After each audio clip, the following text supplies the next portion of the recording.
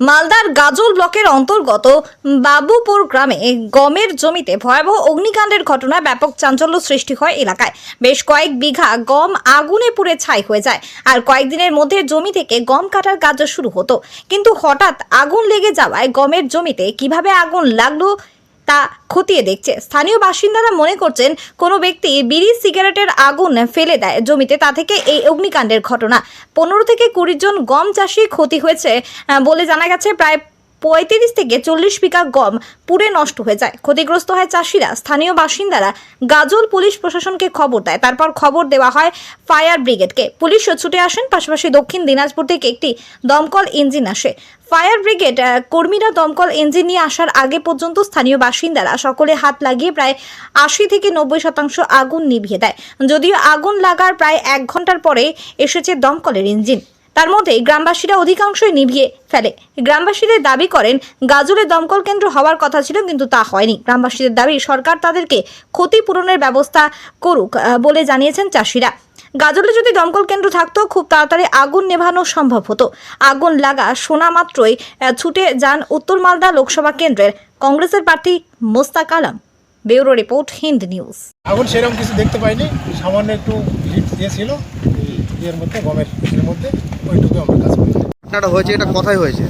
এটা বাবুপুর। বাবুপুরে কোন জায়গায়? বাবুপুর প্রপার বাবুপুর, এটা বলি Babupur GP actually Babupur GP. বাবুপুরেই কি করে হলো অ্যাক্সিডেন্টটা? হ্যাঁ, কি করে হলো এটা? কি করে হলো? এটা একটা বাইক এসেছিল, এসে আনুমানিক যেটা শুনলাম যে 3 জন ছিল। তারপর বাইকটা চলে যাওয়ার পরে এই কাণ্ডটা ঘটেছে। তাতে আনুমানিক সবাই ভাবছে যে সম্ভবত কেউ সিগারেট বিড়ি খেয়ে এটা ফেলিয়ে দিয়ে আগুন।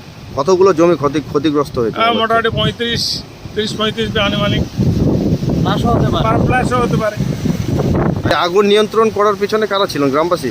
শুধু গ্রামবাসী সবাই সাহায্য করেছে, মেশিন টেশিন নিয়ে, বালতি টালতি নিয়ে সবাই এসে ঝাঁপিয়ে পড়েছিল। এখন কি চাইছেন আপনারা? আমরা তো ক্ষতিগ্রস্ত চাই, সরকারের কাছে চাই, ক্ষতিপূরণ চাই।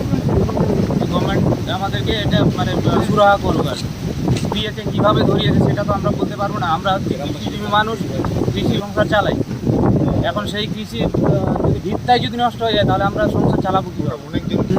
অবশ্যই কারণ আমি নিজে ফায়ার ব্রিগেডে ফোন করেছিলাম। ফায়ার ব্রিগেডে ফোন করার পর ফায়ার ব্রিগেড বলছে যে বাবুপুর অঞ্চল আমাদের এখান থেকে অনুমানিক প্রায় 40 কিলোমিটার, মোর দেন 40 কিলোমিটার। তো আমরা বুনিয়াদপুর ফায়ার ব্রিগেডে ফোন করেছি। তার মানে কি এটা হস্তান্তর পর্যন্ত, যতক্ষণে হস্তান্তর করেছি ততক্ষণে অলরেডি পুড়ে গেছে। তো এটা যদি গাজলে হতো কিংবা দেওতলাতে মানে পার্শ্ববর্তী কোনো অঞ্চলে হতো তাহলে আমাদের মানে এটা অতটা ক্ষতিগ্রস্ত হতো না যতটা হয়েছে। আমার নাম জুলফিকার আলম, বাড়ি বাবুপুরে। ওরা সিগারেট বা বিড়ি খেয়ে ফেলে দিয়েছে, মোটরসাইকেলে বাইক নিয়ে যাচ্ছিল, তখন আগুনটা ধরে যাবে সম্ভাবনা সঠিক বলতে পারছি না। রাস্তার পাশেই এটা জায়গার নাম হচ্ছে ফিফটি গোল্ড মোড় বা এই যে পোলট্রি ফার্ম আছে, এটাই মনে করেন কাজী মোড়, এটাই মনে করেন বাবু। মোটামুটি 35 থেকে 40 টাকা মালিকের নাম কি? গোলাম অমল 1 নম্বর, 2 নম্বর হলো মর্তুজা, 3 নম্বর হলো শাহনাজ কবির, 4 নম্বর হলো সম্রাট, 5 নম্বর হলো জাকির, 6 নম্বর হলো মামুন, 7 নম্বর হলো রেজাউল, 8 নম্বর হলো মর্তুজা, আরও ইত্যাদি। কী চাইছে আমাদের ক্ষতিপূরণ হচ্ছে, ক্ষতিপূরণটা দেওয়া হোক। আর কী চাইবো আর সরকারের কাছে, কী দিবে আর আমাদেরকে? আপনার নাম? রাসান, বাড়ি? নোয়াদা। আগুনটা রোড থেকে গেছে, আমরা তো সব বাড়িতে ছিলাম না, আমি একটু বাইরে ছিলাম মাঠের স্ট্যান্ডের দিকে। হঠাৎ শুনতে পেয়েছি আগুন ধরেছে জমির পাশে। দৌড়ে আস্তে আস্তে দেখছি অনেক লোকজন এসছে, লোকজন এসে কিন্তু যে হাওয়া বাতাস যেভাবে বইছে তাহলে আগুন কন্ট্রোল আনার মতো পরিস্থিতি নয়। তো অত্যন্ত আগুন ধরতে সমস্ত কিছু ফিরে আসছে। কোথায় আগুন লেগেছে? কোন জায়গাটার নাম কি? জায়গাটা বাবুপুর।